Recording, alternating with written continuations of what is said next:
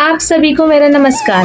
जय श्री राम। मैं आज आप सभी को भगवान विष्णु और माता लक्ष्मी जी के बारे में बताने जा रही हूँ।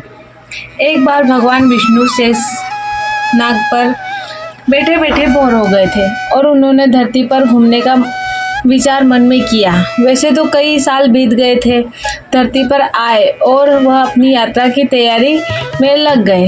स्वामी को तैयार होता देख कर लक्ष्मी माँ ने पूछा, आज सुबह सुबह कहाँ जाने की तैयारी हो रही है? विष्णु जी ने कहा, लक्ष्मी मैं धरती लोक पर घूमने जा रहा हूँ। तो कुछ सोचकर लक्ष्मी माँ ने कहा, हे देव, क्या मैं भी आपके साथ चल सकती हूँ? भगवान विष्णु ने 2 पल सोचा, फिर कहा, एक शर्त पर तुम मेरे साथ चल सकती हो। तुम धरती पर पहुंचकर उत्तर दिशा की ओर बिल्कुल मत देखना।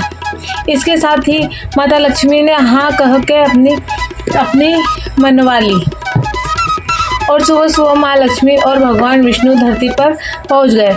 अभी सूर्य देवता निकल रहे थे। रात बरसात होकर हटी थी। चारों ओर हरियाली ही हरियाली थी। उस समय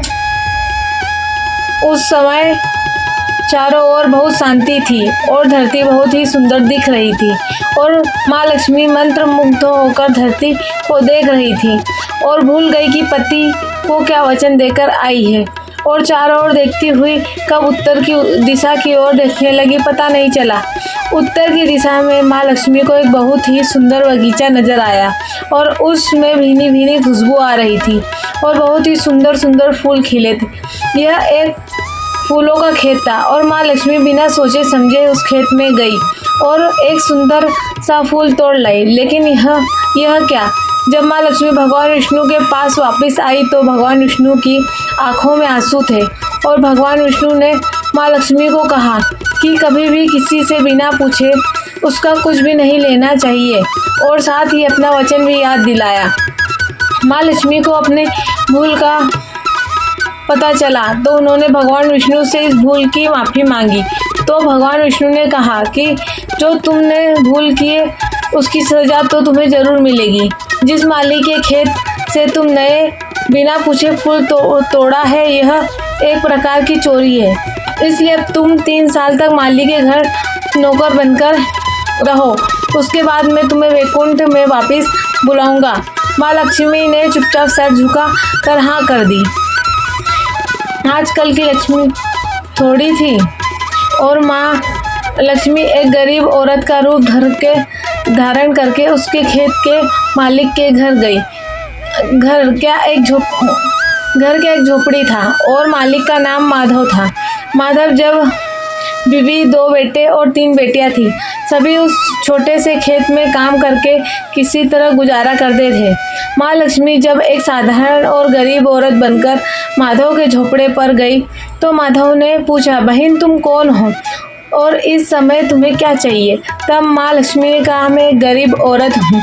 मेरी देखभाल करने वाला कोई नहीं है। मैंने कई दिनों से खाना भी नहीं खाया है। मुझे कोई भी काम दे दो, साथ में तुम्हारे घर का काम भी कर दिया करूँगी।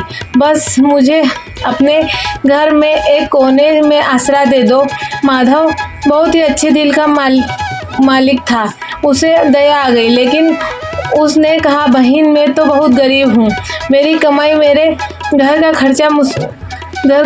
खर्चा मुश्किल से चलता है। लेकिन अगर मेरी 3 की जगह 4 बेटियाँ होती तो भी मैंने गुजारा करना था। अगर तुम मेरी बेटी बनकर जैसा रूखा सूखा हम खाते हैं उसमें खुश रह सकती हो तो बेटी अंदर आ जाओ। माधव ने माँ लक्ष्मी को अपने झोपड़े में शरण दे दी और माँ लक्ष्मी 3 साल उस माधव के घर पर नौकरानी बनकर रही। जिस दिन माँ लक्ष्मी माधव के घर में आई उस दिन दूसरे दिन माधव को इतनी आमदनी हुई। फूलों की शाम को एक गाय खरीद ली। फिर धीरे धीरे माधव ने काफ़ी ज़मीन खरीद ली और सबने अच्छे अच्छे कपड़े भी बनवा लिए और फिर एक बड़ा पक्का घर भी बनवा लिया। बेटियों और बीवी के गहने भी बनवा लिए और अब मकान भी बहुत बड़ा बनवा लिया था। माधव हमेशा सोचता रहा कि यह सब मुझे इस महिला के आने के बाद मिला है। इस बेटी के रूप में मेरी किस्मत आ गई है मेरी। और अब 2-5 साल बीत गए हैं। है, लेकिन माँ लक्ष्मी अब भी घर की और खेत में काम करती थी। एक दिन माधव जब अपने खेतों से काम खत्म करके आए तो उसने अपने घर के सामने द्वार पर एक देवी स्वरूप गहनों से लदी एक औरत को देखा। ध्यान से देखा कर पहचान गया, अरे यह तो मेरी मुँह बोली चौथी बेटी यानी वही औरत है, और पहचान गया कि यह तो माँ लक्ष्मी है। अब तक माधव का पूरा परिवार बाहर आ गया था और सब हैरान होकर माँ लक्ष्मी को देख रहे थे। माधव बोला, हे माँ, माफ़ कर, हमने तेरे से अनजाने में ही घर की और खेत में काम करवाया है।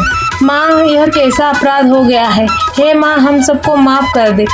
अब माँ लक्ष्मी मुस्कुराई और बोली, हे माधव, तुम बहुत ही अच्छे हो और दयालु व्यक्ति हो। तुमने मुझ पर अपनी बेटी की तरह रखा, अपने परिवार के सदस्य की तरह से रखा। इसके बदले में तुम्हें वरदान देती हूँ कि तुम्हारे पास कभी भी खुशियों और धन की कमी नहीं रहेगी। तुम सारे सुख मिलेंगे जिसके तुम हकदार हो। और फिर माँ अपने स्वामी को द्वारा भेजे गए रथ में बैठकर वैकुंठ धाम चली गई। अगर आपको मेरी यह कहानी अच्छी लगी हो तो मेरे चैनल को लाइक करें, सब्सक्राइब करें और शेयर करें और कमेंट में जय माँ लक्ष्मी ज़रूर लिखें। आप सभी का धन्यवाद। जय श्री।